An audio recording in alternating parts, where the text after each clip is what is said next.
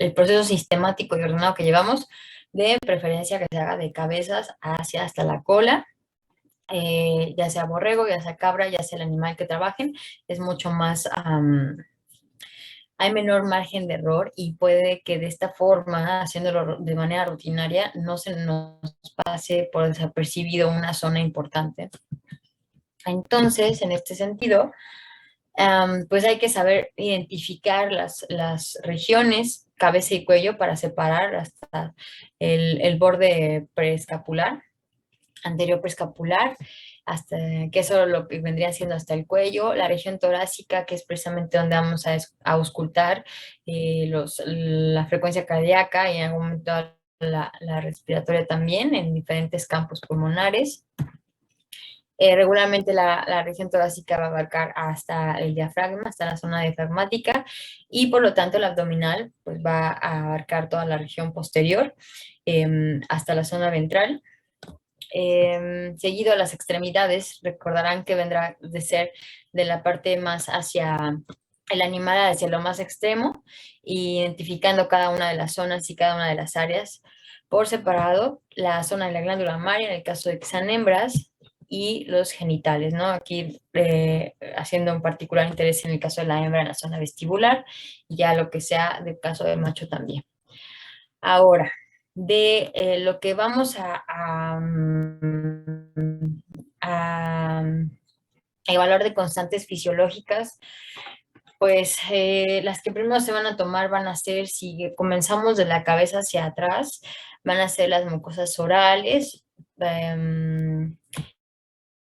y las orales, las conjuntivales, que también vamos a hablar de ello, las anales y en el caso de los machos, las mucosas del prepucio, ¿sí? Estas mucosas no tendrán que tener lesiones y serán del color, pues depende de la especie o la raza que estemos revisando. Recuerden también el tiempo llenado capilar va a ser importante, que al momento de la presión soltemos y recupere el color en 2 segundos máximo. En el caso de la frecuencia cardíaca, se va a auscultar entre la tercera y cuarta vértebra, entre la tercera y cuarto espacio intercostal, perdón, del lado izquierdo, así como nosotros lo tenemos del lado izquierdo también en este caso, y habrá que estar el minuto completo. Vamos entonces, estos fueron los audios que les grabé desde hace 1 año y medio. Esa es la frecuencia cardíaca. Todas las frecuencias que tengo y sonidos son de cabras. No sé si la alcanzan a escuchar. Yo sí lo escucho muy bien. ¿Sí lo escuchan? Esto Sí, es una hembra. sí, Va. doctora. Esto es una hembra adulta. Y también de repente se escucha también la respiratoria. Este animal estaba, digamos, en reposo, pero sí es una frecuencia que va, pues digamos, con cierta rapidez. Insisto, hay que tomarla durante 1 minuto completo. Seguido a ello tendríamos entonces la frecuencia respiratoria, que se va a auscultar precisamente en esta región triangular, que la van a ver a detalle con el doctor Cabrera en la parte de práctica, que va a ser el borde caudal posterior de la escápula, y esto va a llegar hasta la zona del codo, básicamente, de los miembros anteriores, y van a marcar una línea en diagonal hacia la última espacio intercostal, digamos la última vértebra torácica, y de ahí una línea que va a cerrar de manera paralela a las vértebras, ¿sí? Las vértebras especialmente torácicas. En eso vas a auscultarse entonces los campos pulmonares, porque como ustedes sabrán, hay agentes infecciosos que van a tener su sitio de acción o sitio de lesión más hacia lo craneal o más hacia lo caudal, va a depender, ¿no? En este sentido, lo que también tenemos que auscultar, aunado al hecho de que si se escuchan estertores o no, pues va a ser la frecuencia respiratoria, que aquí estamos escuchando la frecuencia respiratoria, como escucharán, es como si fuera una especie de serrucho, como jala aire. En este caso no tiene estertores. Si tuviera estertores se escucharía un cierto burbujeo. Entonces, esta es una frecuencia respiratoria normal.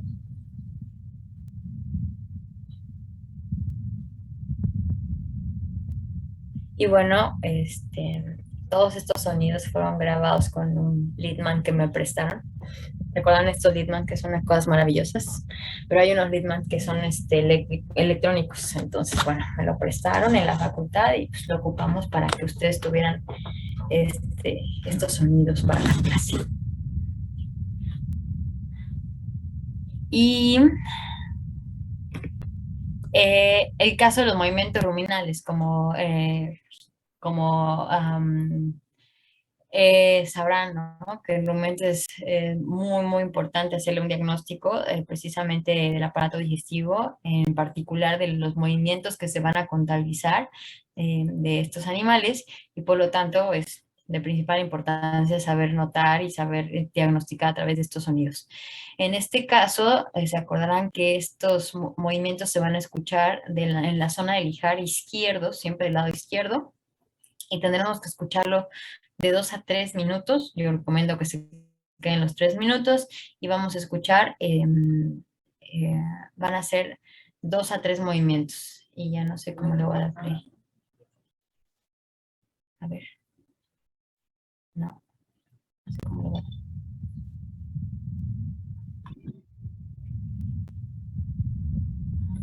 Mira, a ver, tips. Ah, sí.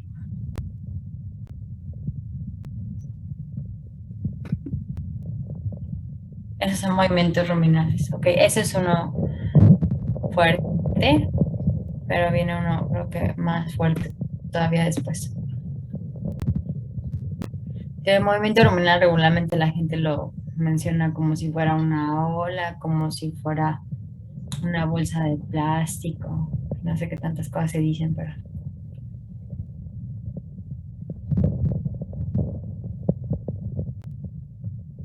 es otro movimiento ruminal.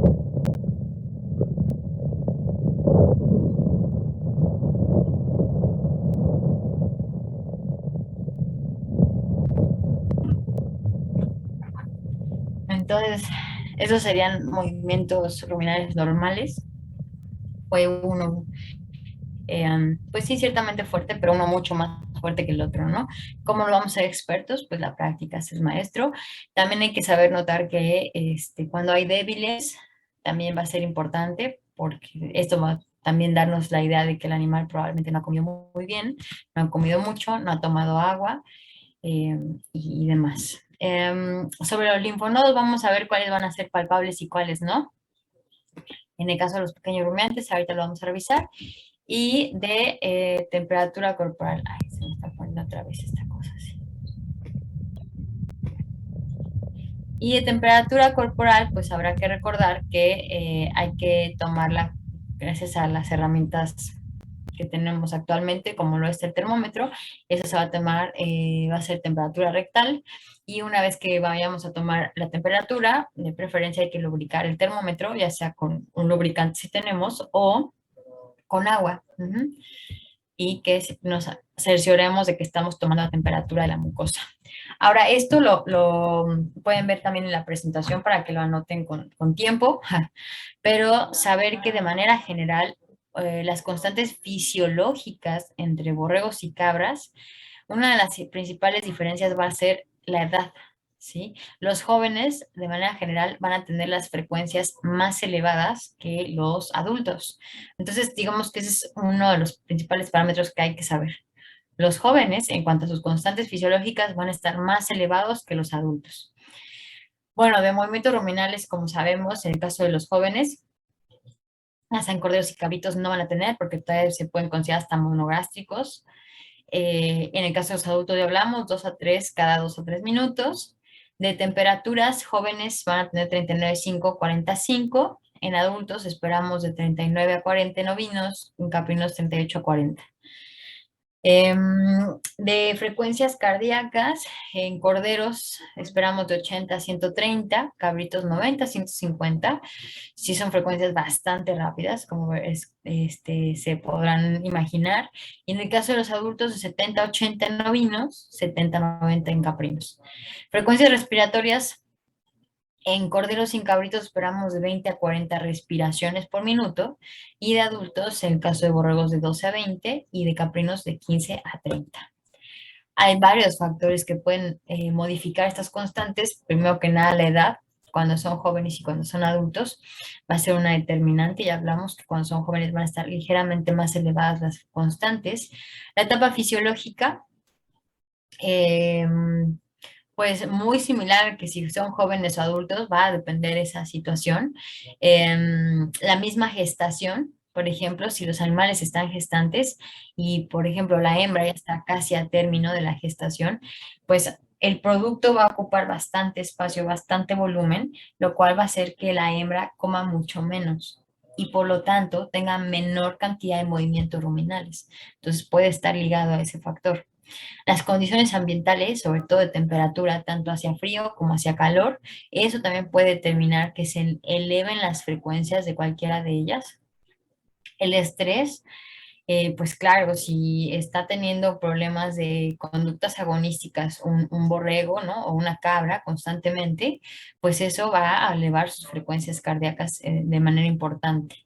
Así también, ahora sí que casi que por obvias razones, un proceso de enfermedad conlleva un cambio de constantes fisiológicas, que probablemente de inicio sería lo que quisiéramos, ¿no? Llegar, que pudiéramos diagnosticar a través de estos cambios de constantes fisiológicas una enfermedad, pero precisamente por estos tantos factores que pueden modificar a estas constantes, habrá que tomarlas en cuenta para no hacer un diagnóstico que en realidad no sea un problema de patológico.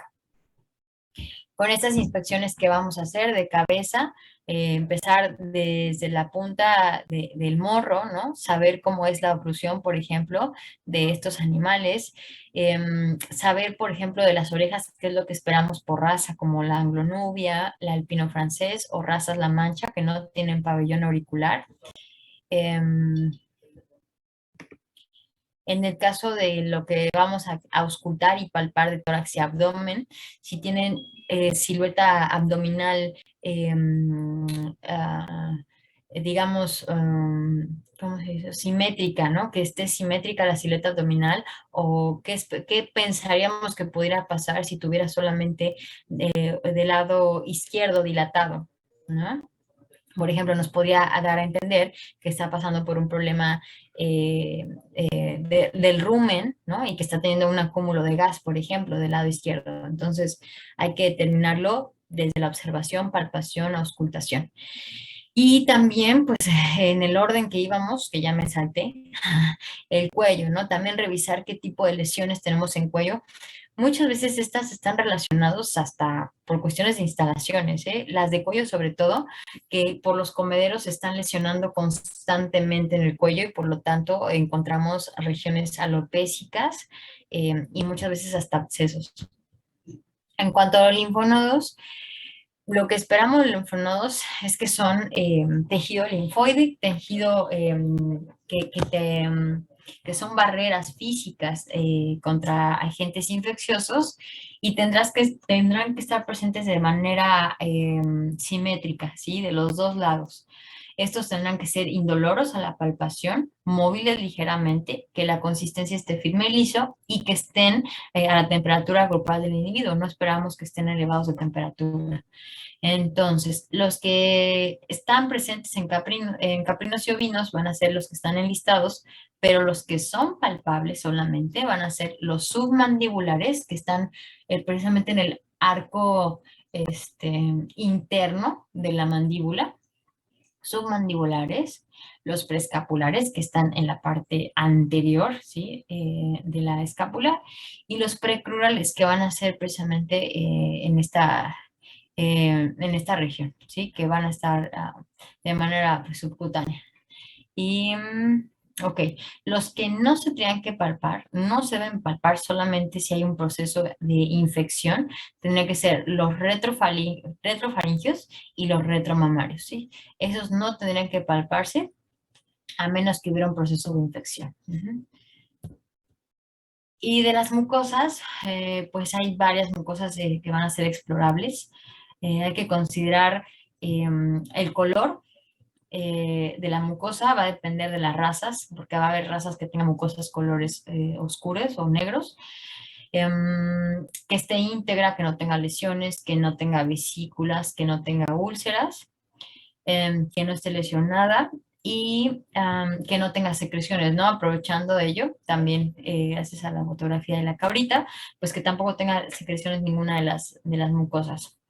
Ahora, han de saber o han de haber escuchado, como acá el compañero nos mencionaba, de esta guía que se llama FAMACHA. La guía FAMACHA es un sistema originario de África del Sur, Sudáfrica, y en ese sentido está hecho principalmente para borregos. Esto era la idea original que se utilizaba para borregos.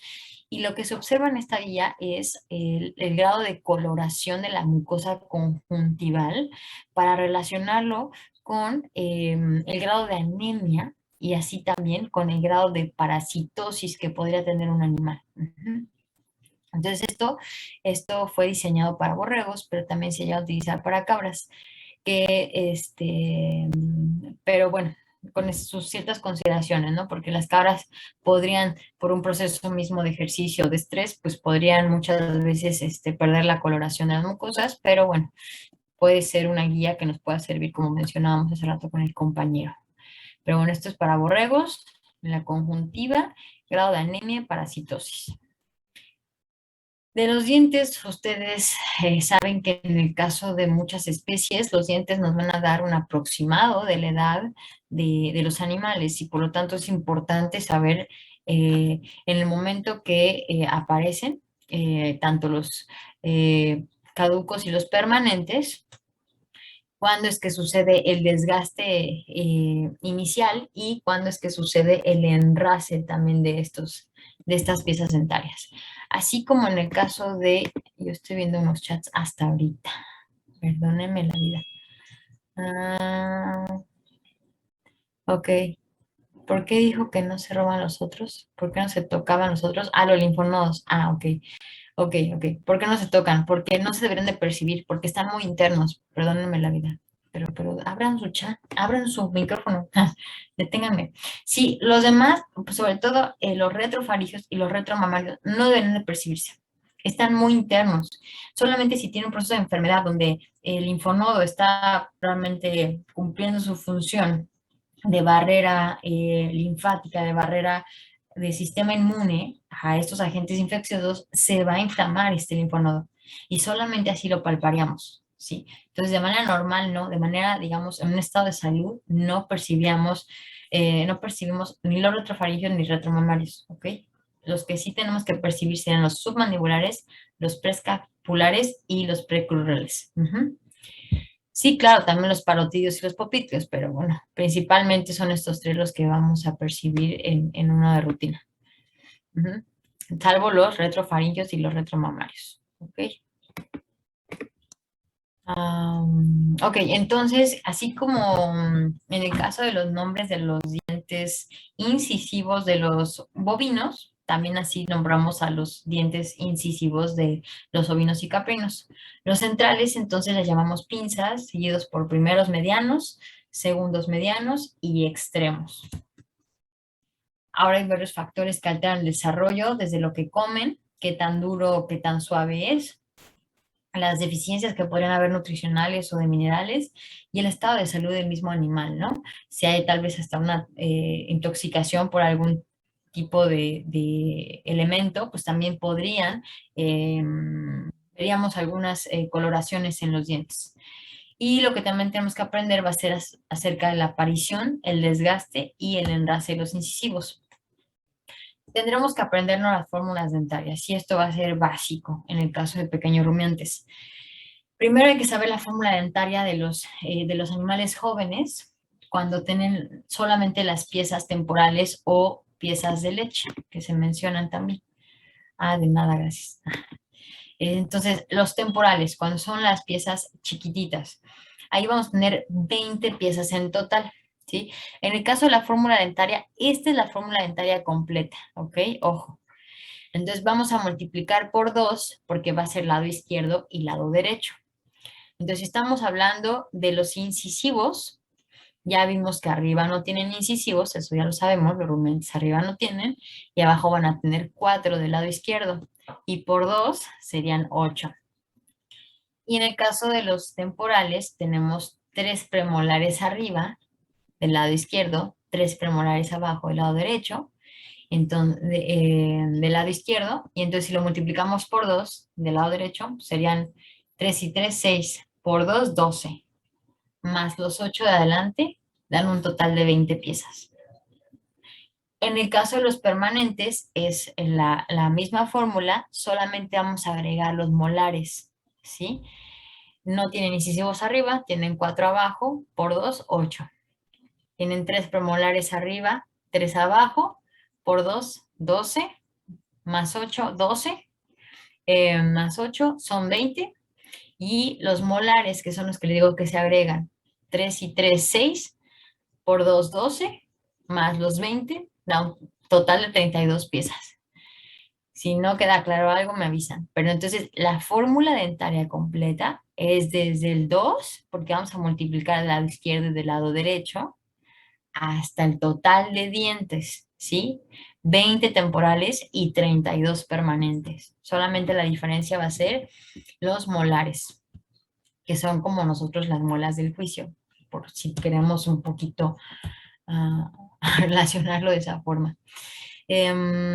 Ok, saber que la dentición temporal, esta de los 20 piezas totales, hay que saber que los incisivos, los chiquitos de adelante, van a aparecer desde los 15 a los 30 primeros días, ¿no?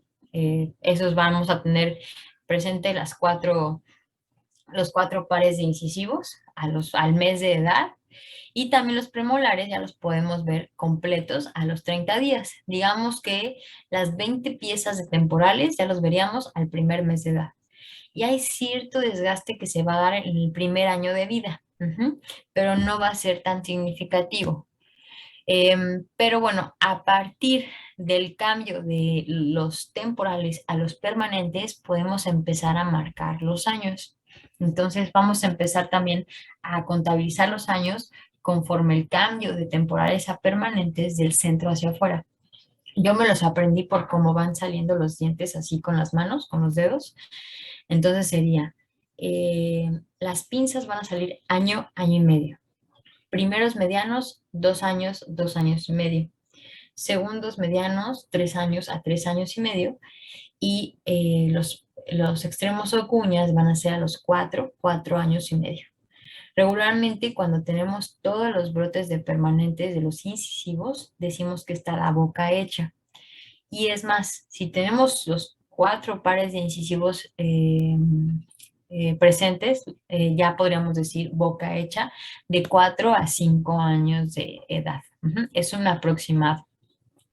De ahí viene el enrace de los permanentes. ¿El enrace por qué se da? Bueno, resulta que, como sabemos, el diente, cuando brota, pues sí sale con cierto filito, pero a través del tiempo y la alimentación y todo lo que hablamos, se va haciendo ligero desgaste precisamente de estas piezas dentarias, hasta que observamos, en lugar del color amarillo del esmalte, empezamos a ver la parte interna de la dentina, de la pieza dentaria.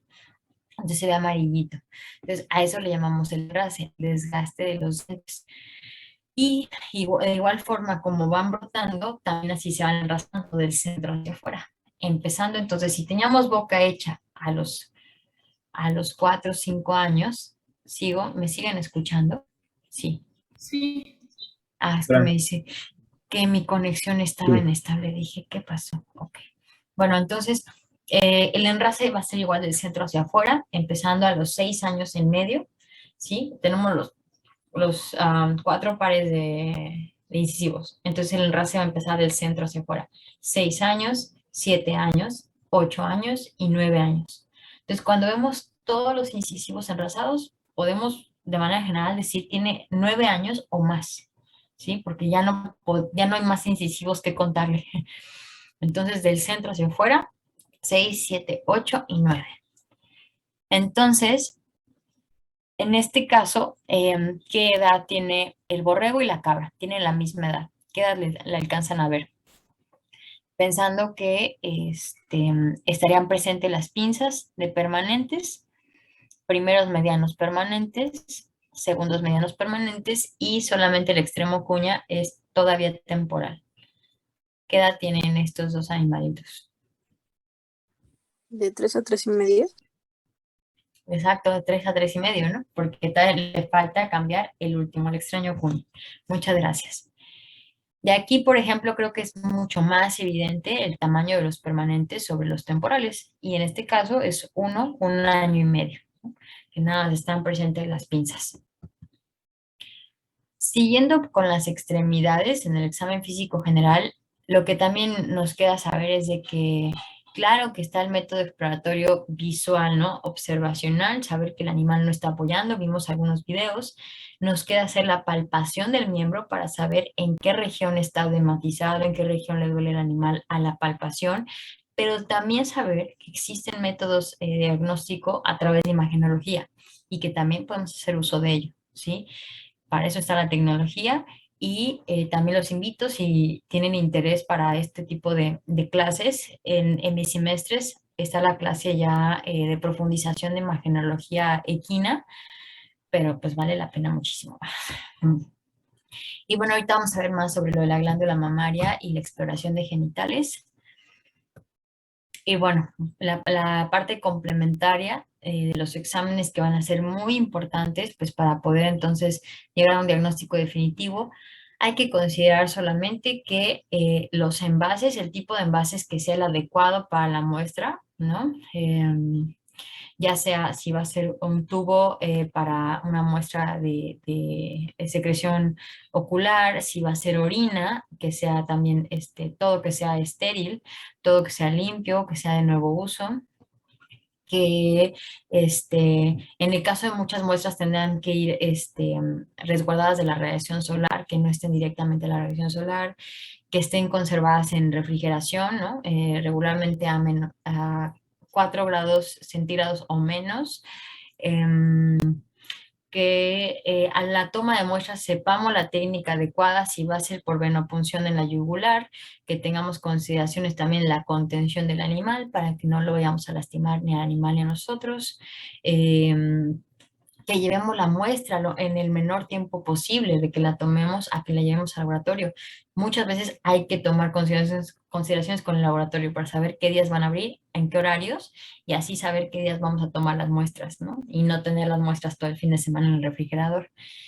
Este video no. Y no nada más exámenes complementarios, digamos, de diagnóstico, ¿no? Sino también, pues, para saber cuestiones hasta reproductivas, que ustedes ya bien saben. Ahora, viene la última parte del sistema reproductor y glándula mamaria, y después vamos a ver la parte del aparato digestivo.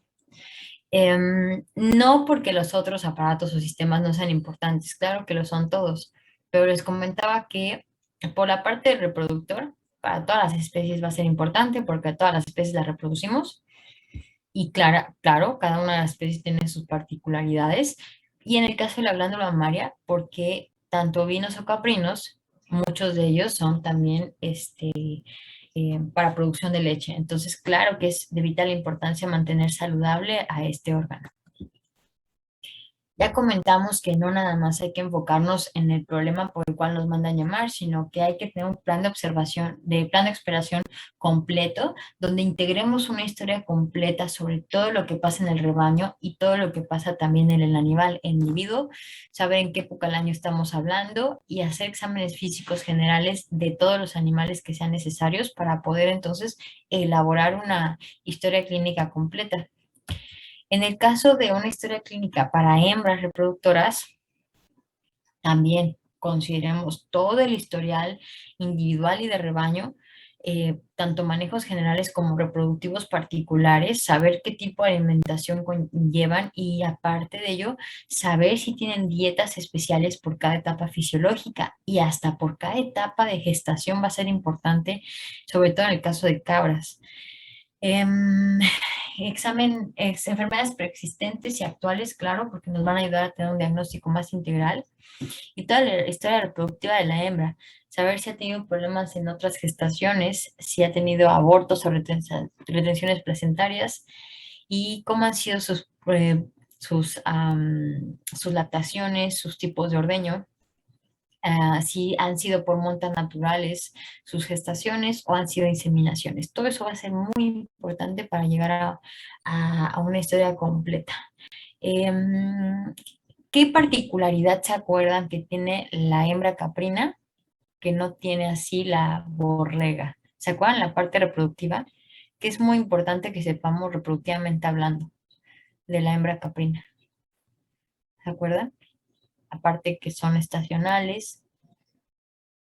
¿Se acuerdan de la consideración reproductiva? Todavía no llegan a eso.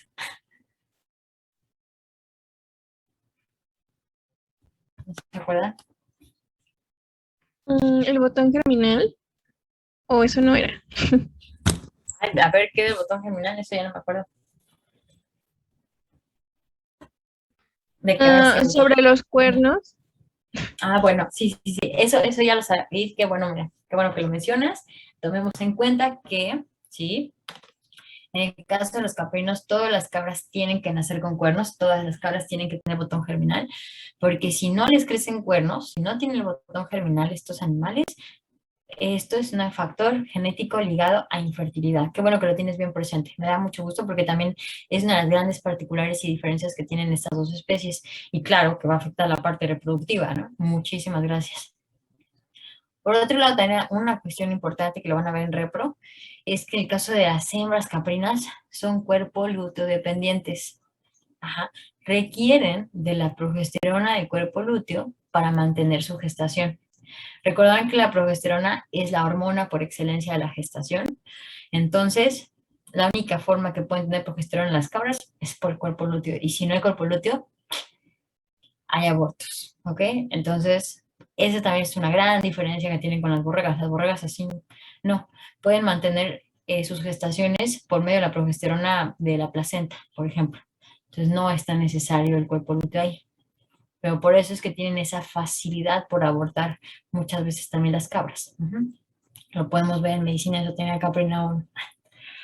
Ahora entonces, ustedes también en repro lo van a ver a detalle, pero saber que por ciclos estrales va a haber diferencias entre cabras y borregas. La duración de la de cabras es un poco más larga que la de borregas. De cabras manejamos hasta 22 días, de borregas manejamos también menos días, 14 días pueden ser de ciclo estral. En el caso de los estros, el de la cabra es súper corto, ¿sí? De 12 a 24 horas, máximo un día. En el caso de la borrega puede durar casi hasta 2 días. Entonces, pues tenemos como que un espacio mayor para saber si vamos a hacer montas o vamos a hacer inseminaciones. En el caso de la cabra hay que estar súper al tiro para detectar estas receptividades. Y la gestación, pues sí, por más que se manejan estos promedios, tiende a ser un poquito más larga la gestación de la cabra que la gestación de la borrega, tiene que ser un poquito más corta. Ya comentamos que estas dos especies son especies que reproductivamente hablando se clasifican como poliéstricas, varios estros, estacionales en una época al año. Y le ponemos el apellido de días cortos, que es justo ahorita cuando van disminuyendo las horas luz y van aumentando las horas oscuridad hasta llegar a diciembre a la noche más larga. Consideraciones anatómicas de la hembra. Recordar que tiene un aparato reproductor bicornuado, y que el ovario está suspendido con el ovario, el ligamento propio del ovario, que en el oviducto es donde se da la maravillosa fecundación del folículo que ovula. Seguido de esto, los dos cuernos convergen en un cuerpo uterino y después viene la zona del cérvix, que justo la zona del cérvix está formada por varios anillos cervicales. La diferencia también entre borregas y cabras es que las borregas llegan a tener de 5 a 6 anillos irregulares. En el caso de las hembras caprinas, de 5 a 8 son regulares y completos.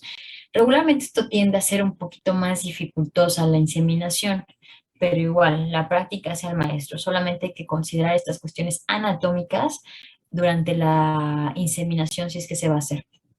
Saber que en el espacio de la vagina esperamos que mida de 7 a 10 centímetros de largo cuando las hembras estén en mantenimiento, que no estén gestantes. Y bueno, también hay que hacer una inspección precisamente esto es lo que se va a observar a la observación directa, lo que se va a revisar a la observación directa. Esta es la región vestibular precisamente, y vamos a observar los labios vulvares, vamos a observar la zona de el orificio uretral, que justo ahí es donde vamos a hacer la toma de muestras en algún momento de orina, si queremos hacerla de manera aséptica. Y saber que también tenemos la región de clítoris, que muchas veces también es importante durante las inseminaciones artificiales para estimular a la hembra y que tenga contracciones. Entonces, a simple vista, podemos revisar en esa región vestibular, por ejemplo, la zona de la vulva, los labios, si no tienen secreciones, si no hay lesiones, o en el caso de que no hubiera por ejemplo, un prolapso, ¿no? Ya fuera anal o fuera vaginal. Pero también podemos hacer uso de estos aparatos o herramientas como el vaginoscopio o espéculo vaginal para revisar si hubiera alguna lesión interna y asegurarnos de que no va a haber un problema mayor. Entonces también en su momento, si sospechamos de algún tipo de lesión interna porque hubo un parto distóxico o hubo un aborto y queremos revisar que no haya habido algún tipo de lesión a la salida, del animal, de la expulsión de la cría, pues habrá que usar estos aparatos. Muchos de ellos ya tienen hasta luz integrada para hacer más fácil la observación interna. También a simple vista vamos a revisar, mencionaba las mucosas, secreciones y exudados. Ay, regreso.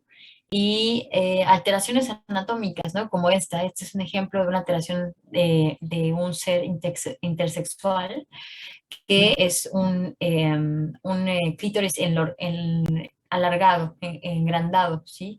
Aumentado de tamaño. Esto se ve desde que los animales son pequeños, desde que nacen podemos detectar una hembra intersexual precisamente por esto. Habrá que hacer una inspección entonces de estas zonas también desde el nacimiento para saber que el animal anatómicamente, externamente está normal, ¿no? Y bueno, saber que si estamos en época de partos, muchas veces vamos a tener este tipo de presentación de loquios y pues nada más, en medida de lo posible, podemos limpiarlos para evitar ahí contaminación de moscas y demás, pero va a haber esto de manera normal, pero hay que saber que están en etapa de partos. En la parte de exploración, evaluación interna, los genitales de la hembra, no se hacen palpaciones rectales, obviamente, o sea, no, nada más eso en bovinos, pero podemos utilizar de métodos indirectos desde palpación abdominal externa. Hay también técnicas de ultrasonografía, la verdad es que funciona bastante bien, no solamente para cuestiones reproductivas, la verdad es que el ultrasonido funciona para muchísimas cosas. De hecho, si tienen interés, en Facebook, el grupo de FES Cuautitlán de pequeños rumiantes ya están haciendo cursos, que son cursos de licenciatura, pero los están poniendo en Facebook disponibles y yo les recomiendo ampliamente que revisen esos cursos si tienen ahí interés para profundizar sobre estas técnicas. La verdad es que están muy buenos y insisto, no solamente para cuestiones reproductivas, sino para cuestiones de diagnóstico y hasta cuestiones productivas, ¿no? De calidad de la carne, este, de reservas grasas, de cómo está la región del dorso, en fin, hay muchísimas cuestiones que revisar. Em, Sobre métodos de diagnóstico que se utilizan, tenemos estos 5 que están aquí enlistados, sobre todo en pequeños rumiantes. Y vamos a empezar desde el más sencillo, tal vez al más complejo. El desarrollo mamario se puede observar. Si la hembra está gestante, se puede ver antes del parto, 4 a 10 semanas antes del parto, pero esto va a ser principalmente en primíparas, entonces por eso sería solamente en ese grupo de animales que es la primera vez que está gestante, ver ese aumento en la glándula mamaria. De ahí también podemos utilizar el no retorno al estro como un método de diagnóstico, es decir, si la hembra, estamos en época reproductiva, estamos en septiembre, y ya hubo la monta y llegamos a octubre, pasaron 24 días y no regresó a época reproductiva, no cicló otra vez, no estuvo receptiva, podríamos decir que quedó gestante. Pero el error sería que estamos, por ejemplo, en diciembre o en enero y utilizamos el último estro para dejar gestante a la hembra y llegamos a febrero y decimos, pues no regresó a su ciclicidad. Sería un error decir que fue porque está gestante, porque en realidad como sabemos que son estacionales, entonces como ya pasaron a la época de anestro, sería un error decir que quedó gestante en realidad. Entonces habrá que tomarlo en cuenta de acuerdo a la época reproductiva. En el caso también de pequeños rumiantes, podemos hacer la palpación abdominal externa, el peloteo, famoso peloteo. El detalle es que se hace hasta los 100 días de gestación. Estamos hablando 3 meses de gestación, ¿no? Sí son gestaciones ciertamente ya avanzadas. Entonces, ese es digamos, el inconveniente. Pero de que es muy fácil, pues solamente lleva cierta técnica, que es lo que están haciendo aquí el doctor Javier. Está levantando la región abdominal y está percibiendo con sus manos si es que llega a sentir cómo el producto cae. Entonces se dan cuenta de su manejo gentil en la región abdominal, si eleva ciertamente el abdomen y mantiene sus manos pegadas al abdomen para percibir si cae el producto nuevamente. Am, También podemos medir concentraciones de plasma, perdón, concentraciones de progesterona en plasma, suero y leche. Esto podría ser también a los 18 o 24 días post-monta. Y bueno, si es que no detectamos cantidad de progesterona en estas muestras, estamos seguros que está vacía. Pero si sí detectamos cantidad de progesterona en esta muestra, tenemos un 78 o un 98, desde un 70 al 98% de seguridad de que están gestantes. Podemos tener algunos falsos positivos, sobre todo por si tuviéramos algún tipo de cuerpo luto persistente, ¿no? O unos folículos persistentes que conllevaran que estuvieran secretando esta progesterona constantemente sin necesidad de estar gestante. Entonces, aquí sería el margen de error que tuviéramos. Si sí tenemos progesterona, eso sería nuestro margen de seguridad. Pero bueno, la técnica que más frecuentemente usan ya los expertos en pequeños rumiantes sería la técnica de ultrasonografía, porque la ventaja es que es en tiempo real, en ese momento estamos viendo si está o no gestante, a diferencia de llevar las muestras al laboratorio. Esto se hace, por ejemplo, a los 30 o 35 días después de la monta, después de la inseminación. Digamos que es un corto tiempo, a diferencia del peloteo que es hasta los 3 meses, pues aquí al mes ya podemos saber si sí o si no. El detalle es de que sí podemos detectar el 100% de gestantes porque regularmente se observan, por ejemplo, las cotiledones, ¿no? Las famosas donitas que son de los placentomas, que se forman entre la placenta y la carúncula de la madre, entonces podemos ver las donitas, eso es lo que se observaría. Pero el detalle es que podemos subdiagnosticar animales que no estén gestantes, porque ojalá y todos los animales estuvieran bien sincronizaditos y todos hubieran quedado gestantes el mismo día, y a los 35 días que fuimos a hacer los ultrasonidos, todos estuvieran gestantes y todos estuvieran en la misma condición de desarrollo de la placenta, pero eso no va a pasar. Regularmente todos van a diferentes tiempos. Por lo tanto, en el momento que nosotros vayamos, seguramente hay animales que están en 20 días de gestación y eso nos vamos a poder diagnosticar. Ese es el inconveniente. Ajá, pero bueno, si tenemos sospecha de algún animal, mejor ponerlo como sospechoso en lugar de dejarlo como no gestante, ¿no? Eso sería un problema. Pero sí podemos saber el número de crías y hasta la edad fetal. Muchas veces, porque se puede observar el latido cardíaco, depende de la edad fetal, y también podemos observar la parrilla costal con una ultrasonografía. Eso sí es muy, muy interesante. De la exploración de la glándula mamaria, como lo comentamos con las otras cuestiones, hay que hacer una exploración completa para saber si es un problema individual o de rebaño. Hay que tomar todas las consideraciones de manejo que se hacen en la granja, de alimentación, de limpieza, la historia reproductiva, cómo han sido sus otras lactaciones, si es la primera vez que va a ir al ordeño, la higiene del ordeño, qué buenas prácticas tienen, si separan los animales que están enfermos al final, si hacen ordeño manual, si hacen ordeño mecánico, todas estas cuestiones hay que considerarlas. También hay que saber si se hace o no la selección genética por glándula mamaria. Esto regularmente, la selección genética por glándula mamaria, se hace sobre todo en sistemas de producción intensivos, donde realmente seleccionan genéticamente a sus animales por cuestiones productivas y hasta por fenotipo de glándula mamaria, que les conviene porque si hacen esta selección, esto va a conllevar que tengan una muy buena conformación de la glándula mamaria y a su vez tengan una salud por más tiempo la glándula mamaria, ¿sí? Y así pues también produzcan por más tiempo. Entonces la exploración de la glándula, primero la vamos a hacer de manera física, sí, tanto por inspección y palpación. Y complementando, vamos a hacer exámenes macro de la leche y micro de la leche. Aquí estamos viendo si observamos del lado izquierdo es una glándula mamaria de una borrega, del lado derecho tenemos glándulas mamarias de cabras sanas. Y se dan cuenta, lo que preferimos de glándulas mamarias es que sean simétricas en sus dos medios, que estén arriba de los corvejones, es lo que vamos a siempre preferir, que no se mantengan abajo de los corvejones de esta articulación, porque pues así, digamos que están más alejados primero que nada del suelo, ¿no? Y entonces evitamos infecciones recurrentes.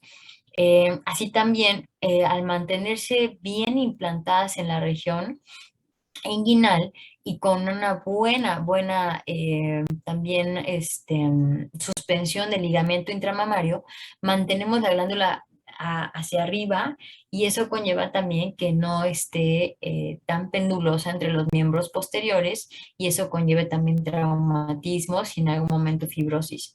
Entonces, estas imágenes son lo que esperamos de unas buenas glándulas mamarias. Entonces, lo que se va a revisar, pues, de inicio, pues, sería la inspección física general de la glándula mamaria sobre que no tengan lesiones, que no tengan coloraciones, que la simetría de preferencia que sean simétricas. La posición ya revisamos lo que preferimos de glándulas mamarias, que serán estos ejemplos, y las coloraciones, ¿no? Sobre todo que sea una coloración de acuerdo a la raza que estamos revisando. Saber que hay aumentos de tamaño de manera fisiológica cuando están en pico de lactación, por ejemplo, las cabras, que regularmente es al segundo mes de lactación.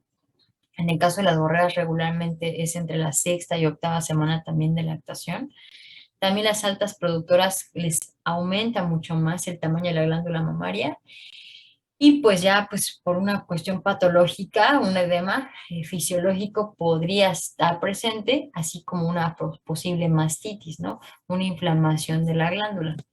Y una disminución de tamaño puede ser, las primerizas es más evidente que al terminar su lactación, cuando es el primer ordeño, época de pare, en la época de ordeño, y al final la primeriza sí tiende a tener una involución mucho más marcada que cuando son segundos o terceros o cuartos partos y cuartos ordeños. También cuando se hace el secado, es decir, cuando llevamos a las hembras ya al final del ordeño, en el caso de cabras podrían ser de 7 o a 10 meses, por ejemplo, de producción de leche, ya al momento de finalizar su ordeño, también puede haber una disminución de tamaño por el secado para dejar de ordeñarlas. Y pues por procesos de fibrosis, ¿no? Si tienen lesiones constantes o abscesos constantes y demás, pues eso conlleva también un proceso de lesión interna que va a generar fibrosis interna en el tejido. Les comentaba mucho sobre lo importante que es que exista simetría entre los medios. También así en los pezones, sobre todo, por ejemplo, aquí el beneficio será para el tipo de ordeño. Sí, cuando colocamos las pezoneras es mucho más fácil que las pezoneras, al mantenerse simétricas, fluya la leche directamente, a diferencia de que estuvieran, por ejemplo, así torcidos y doblados.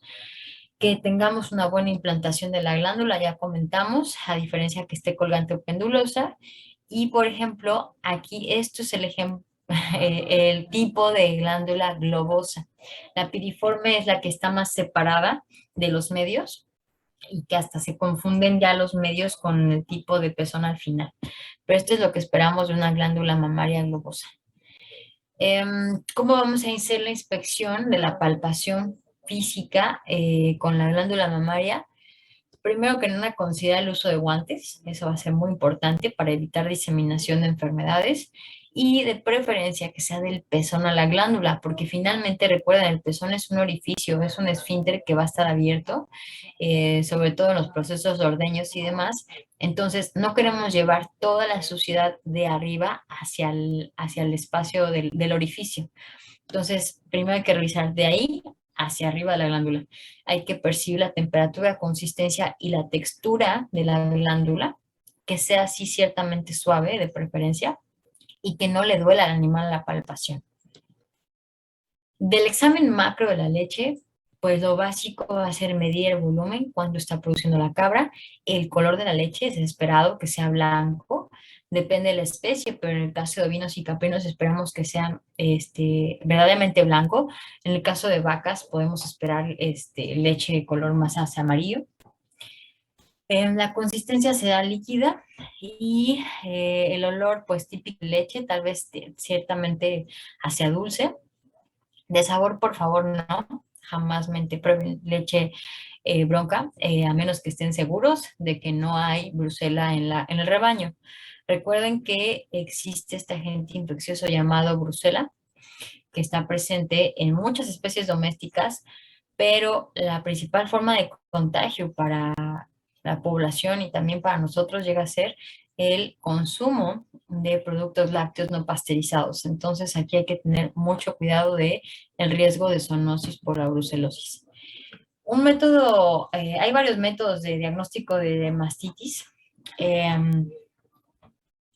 para eh, ovinos, caprinos y bovinos. Yo creo que el más sencillo va a ser el tazón de fondo oscuro, ¿no? Porque eso lo podemos utilizar con cualquier plástico, cualquier plataforma oscura, y eso lo hacemos muy fácilmente a nivel de campo, a nivel de ordeño. Lo hacemos antes de obtener toda la leche del momento del ordeño. Vamos a obtener un poco de leche y vamos a ver cómo fluye la leche en este fondo. Si es que se quedan grumos, eso nos puede ya dar idea de que hay un proceso de mastitis. Ok. Y entonces ya podemos darnos una idea inicial con el tazón de fondo oscuro y puede ser muy barato, o sea, cualquier plástico oscuro que tengamos a la mano. Otras pruebas que podemos tener, podrá ser la prueba de California. Hay que tomar bien presente, tener presente que esta prueba de California está diseñada para vacas, ¿sí? Pero nos puede dar una idea de lo que está pasando con la leche de los pequeños rumiantes. La prueba de California lo que nos detecta es la cantidad de células somáticas que existen en la leche. ¿Por qué queremos medir células somáticas? Las células somáticas están presentes cuando hay una inflamación. Entonces, si hay una mastitis, va a haber una inflamación. Ahora, esta prueba de California, como se acordarán, es un líquido color morado que consta de un detergente y un colorante. El colorante es púrpura de bromocresol, púrpura, acuérdense, el color morado, y el detergente es alquil, aril, sulfonato de sodio.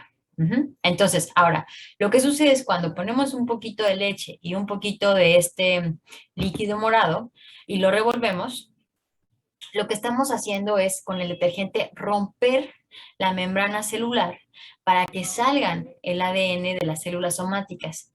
Y entonces, al haber más cantidad de células somáticas, va a haber más ADN presente y por lo tanto se va a espesar la mezcla que hicimos. Entre menos células somáticas, no se va a espesar esta mezcla y va a quedar bastante líquida. Esa es la idea básica que tenemos que tener. Pero hay que saber que ahorita vamos a ver los criterios diferentes entre vacas y pequeños rumiantes. Otras pruebas que podemos tener es de Wisconsin, que es como la prueba de California, pero en el laboratorio. Por el caso de la prueba de California es en campo. Entonces la de Wisconsin en laboratorio y pues es como medir con pipeteos y demás, ya sabrán qué divertido. Y se voltean las mezclas y no sé qué y se va a hacer la lectura. Entonces es muy específica, pero es muy similar. También se puede hacer por conductividad eléctrica y conteo celular. La conductividad eléctrica luego utilizan unos aparatitos que ordeñan directamente en ese aparato y de manera electrónica te dice la cantidad de electricidad que está pasando en esa muestra de leche por la cantidad de células somáticas. Entonces, todo va muy relacionado con lo mismo. Y bueno, obviamente si ya estamos sospechando un proceso de mastitis, por todo lo que estamos viendo en estas pruebas, habrá que hacer una bacteriología para saber qué antibiótico le vamos a dar de acuerdo a la infección que está sucediendo en la glándula mamaria. Ay, voy a seguir. Ahora, esta es la idea de lo que pasa en la interpretación para vacas. Ujú. En la interpretación para vacas, ya con una viscosidad en trazas, ya es un sospechoso mastitis. Ajá. Obviamente, pues aquí ya está mucho más espeso, aquí ya es un grumo horrible, ¿no? Pero en el caso de los pequeños rumiantes, vamos a notar hasta el grado 2, ¿sí? Grado 2 es este, que es, perdón, que es entonces mastitis. El caso de las cabras y las borregas es de que de manera normal los pequeños rumiantes tienen mayor presencia de células somáticas en su leche, es decir, tienen mayor descamación de la glándula mamaria de manera normal y no necesariamente por un proceso de mastitis. Entonces, por eso la interpretación de realmente un problema de infección debe ser hasta que sea verdaderamente espesa la respuesta. ¿Ok? Si algo no se entiende, me lo dice. De la evaluación del macho, contemplando lo mismo que ya hablamos, de una evaluación completa de lo que le está pasando al macho en la granja, habrá que hacer particular interés sobre sus problemas reproductivos de este macho. Hay que saber que lo que esperaríamos de características anatómicas en machos en pequeños rumiantes tiene que ver con particularidades de estas especies, como lo es, por ejemplo, las tres glándulas accesorias, que son las que le van a conferir el volumen y las características y condiciones ambientales al eyaculado para poder movilizar los espermatozoides y así que estos espermatozoides sigan madurando por el trayecto de la hembra. En el caso de los pequeños rumiantes vamos a tener las glándulas accesorias que son las vesículas seminales o glándulas vesiculares. Estas van a venir en pares y van a estar en la parte posterior de la vejiga, seguido por la próstata, que es una glándula diseminada sobre la uretra, y en la parte ya hacia caudal van a estar las glándulas bulboretrales que también vienen en pares. Recordemos que los rumiantes presentan esta flexura sigmoidea que va a estar dada por el músculo que va a estar retrayendo el pene y que entonces va a permitir que se mantenga esta flexura. Pero una vez que el macho está activo sexualmente, tiene entonces actividad sexual en ese momento, lo que va a suceder es que este músculo se va a relajar y por lo tanto hasta ese momento del libido vamos a ver cómo se va a protruir el pene a través del prepucio. Recordemos que el pene es de tejido fibroelástico y en el caso de los pequeños rumiantes no se nos va a olvidar nunca que van a presentar este apéndice filiforme o también llamado proceso uretral. El proceso uretral es una extensión de la uretra que la función tiene que ver con al momento de la penetración del macho hacia la hembra, este eyaculado llegue más cercano a los anillos cervicales de la hembra y esto entonces mejore la fertilidad del rebaño. En el caso del macho, pues lo que vamos a revisar va a ser los genitales externos, comenzando con el par de testículos, revisar la cabeza, el cuerpo y la cola del epidídimo, que el escroto no tenga hiperkeratosis, que sea ligeramente movible, desplazable. Y para revisar, por ejemplo, el pene y el glande se recomienda sentarlos y retraer el prepucio, ¿sí? Porque de manera normal, con lo de la flexura sigmoidea, no vamos a observarlo, a menos que el macho esté excitado.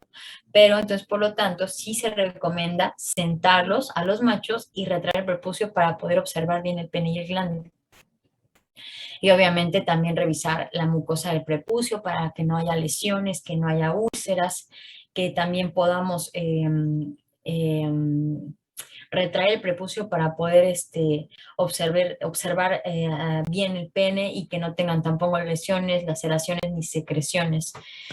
Hay que asegurarnos que estén presentes los dos testículos, que no tengan inflamación de ningún tipo y que puedan protruir el pene, que no tengan problemas al momento de retraer el pene o algún tipo de inflamación al momento de que el glande quede inflamado y que no pueda retraerla. Entonces, todas esas consideraciones van a ser importantes en los machos reproductores. Hay que también, en medida de lo posible, hacer exámenes complementarios, comenzando con una evaluación de semen, va a ser de vital importancia, tanto a nivel macroscópico, sobre el color, la consistencia, volumen, morfología y demás, pero pues también obviamente en su momento a nivel microscópico, ¿no? Ya de contabilización, con también esta caja de McMaster y demás. Hay que considerar que en cuanto a la circunferencia testicular, se ha observado que esta es altamente heredable en relación a la producción espermática y dada la pubertad. Entonces, hay que estar midiendo a los machos en cuanto a este diámetro de los testículos y considerarlo que también va a haber variacionnes por época reproductiva o época de anestro. Pero bueno, sí, entre más grande sea, pues va a haber una mayor cantidad de tejido testicular y por lo tanto una mejor producción espermática. También está evidenciado que la conformación escrotal del macho va a tener un efecto sobre la glándula mamaria de sus hijas, ¿sí? Si el macho cabrío tenía, por ejemplo, una conformación de una bolsa escrotal cerrada, la glándula mamaria de sus hijas va a ser más hacia la forma globosa, a diferencia de que la conformación escrotal del macho tenga bolsas separadas para cada testículo, la glándula de sus crías va a ser más hacia piriforme, más separada. También, en medida de lo posible, hacer pruebas de líbido. Si es que pueden llegar a revisarlo en la clase de reproducción, sería la verdad muy bueno, pero creo que no da tiempo. En realidad esto tiene que ver con asegurarnos que el macho va a cumplir la función, aparte de ser muy bueno en la evaluación de semen, también asegurarnos que va a poder hacer montas al momento de estar con las hembras.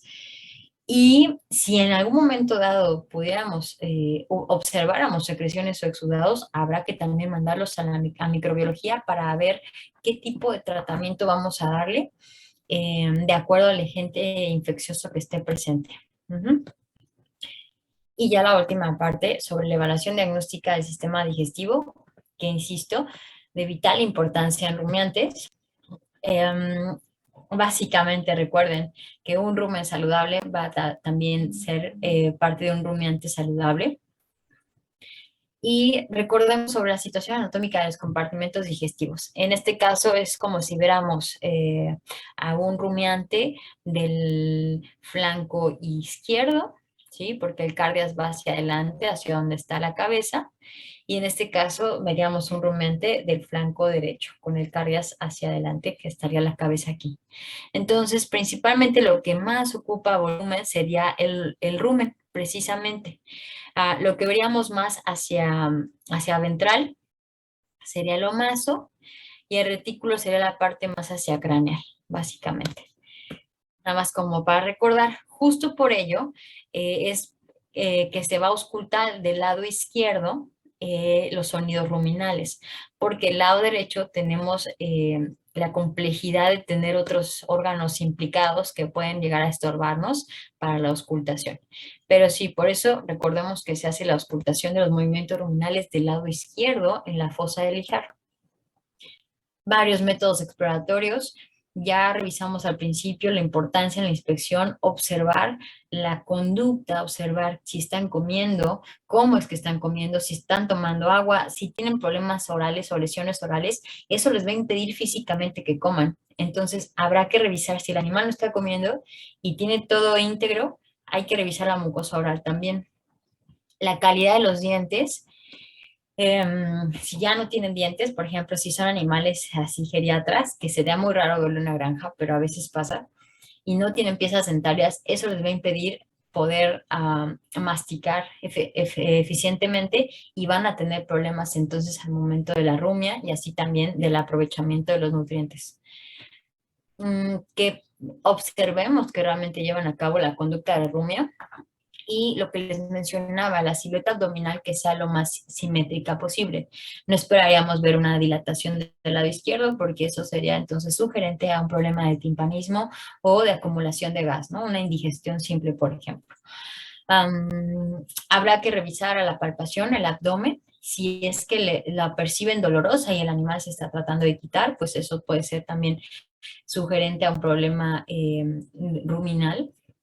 Habrá que escuchar la intensidad de frecuencia de movimientos ruminales, eso es un básico para pequeños rumiantes y su exploración completa, independientemente sea de digestivo, sino que para revisar al rumiante por completo tenemos que hacer esto del diagnóstico de movimientos.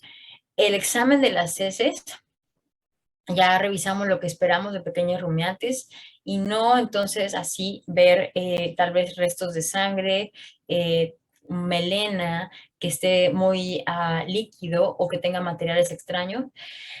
Problemas de hígado sería muy raro que se pudieran diagnosticar, pero aún así si tuviéramos una, algo sugerente a problemas hepáticos, habrá que hacer pruebas correspondientes a ellas en laboratorio. En cuanto al comportamiento digestivo de ambas especies, sí son animales que son pastores, pero vemos que una de las grandes ventajas del caprino es que tiene un horizonte de pastoreo mucho mayor. Aparte de que se puede tener la conducta de ramoneo, también ellos pueden escalar y también encontrar alimento en otros, a otras dimensiones, a otros niveles, a comparación de los borregos. Entonces tienen mayor horizonte de pastoreo, a diferencia de los borregos. Y uno de los métodos exploratorios para, aunado a esto que ya revisamos de la palpación y de exploración y de inspección del sistema digestivo, también se puede hacer un método exploratorio a través del sondeo esofágico. Este sondeo esofágico puede ser desde para ayudar a expulsar, por ejemplo, gas, ¿no? En el caso de un timpanismo o una indigestión simple, pero también con un sondeo esofágico podemos obtener líquido ruminal. Y esto pues es muy fácil, es una técnica muy sencilla en pequeños rumiantes y podemos obtener información muy valiosa sobre la salud del rumen de estos individuos.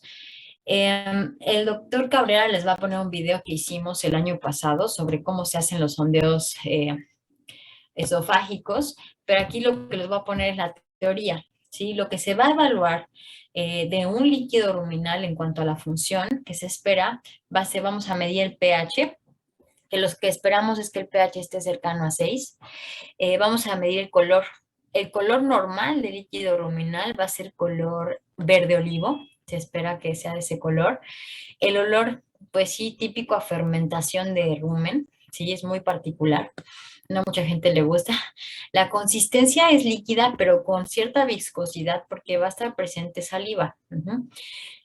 Podemos hacer una prueba de sedimentación-flotación, que básicamente es esto, que se está separando las fases líquidas, las más pesadas o de partículas pequeñas, y las partículas más grandes, como ven, son las que flotan y se mantienen hasta arriba. Entonces, ¿eso cuánto tiempo tiene que esperar a separarse estas tres fases? Ahorita vamos a ver. También podemos hacer una prueba de azul de metileno o revisar mediante tinción de Gram cuántas Gram positivas y cuántas Gram negativas vamos a tener.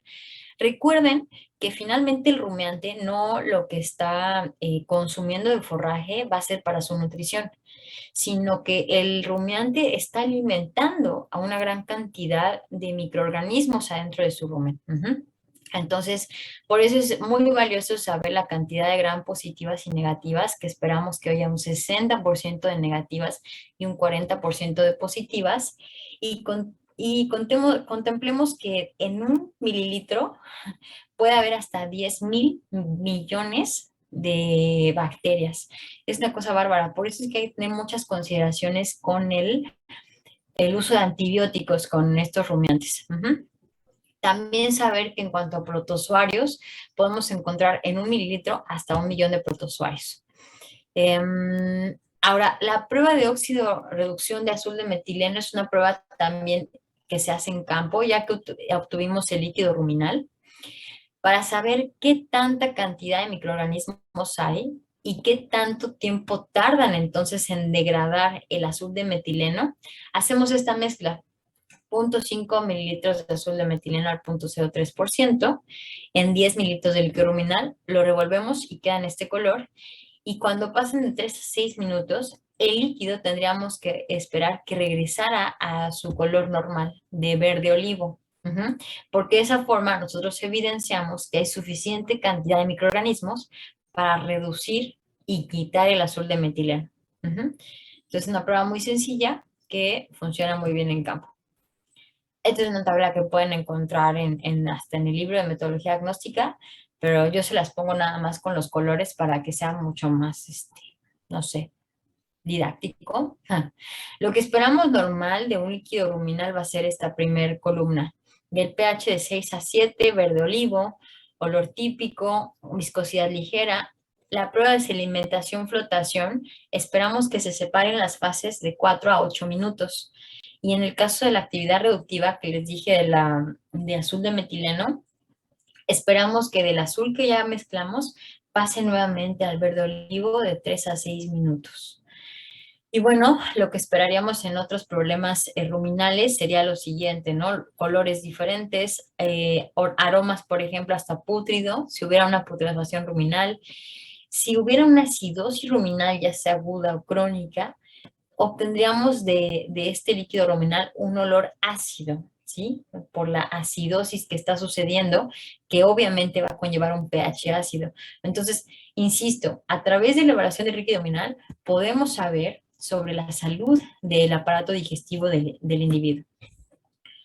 Entonces, hasta aquí es lo que tenemos que ver de pequeños rumiantes. No sé si haya alguna duda o comentario. Estamos a tiempo, eso me da mucho gusto. Si usted da Doctora, tiempo. Sí, dígame.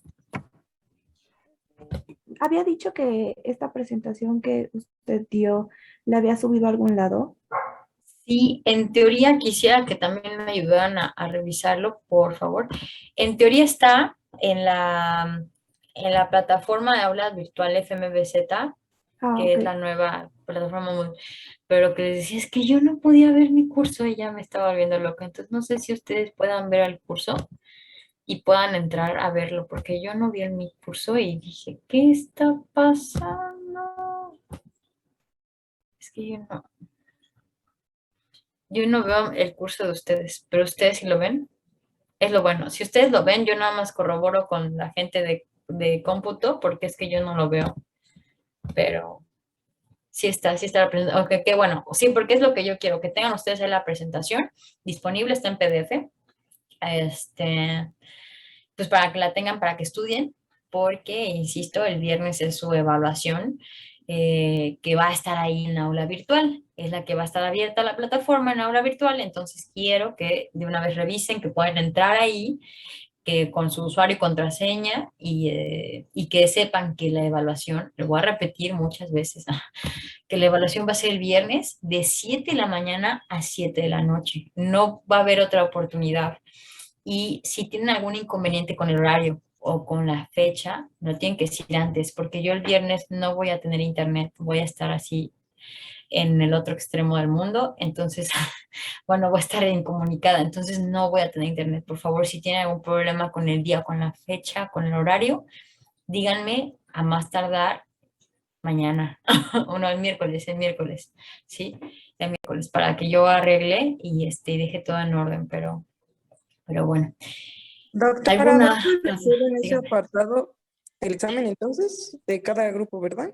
Sí, no sé si qué es lo que ven, es que, pero en teoría ahorita ya está la presentación hasta arriba y abajo tendría que salirles, ahorita que ustedes en el grupo 1, 5 y 9, ya tendría que salirles metodología diagnóstica del grupo tal, con profesor tal, y que está la evaluación, pero no pueden entrar a la evaluación, nada más ahí les aparecería, en teoría. Sí, solo así. Sí, ¿verdad? Ah, ok, Me parece. va. Así es como está, va.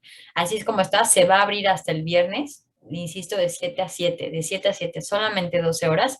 Ustedes en el momento que tengan chance, van a organizarse para entrar a la plataforma y contestar su examen.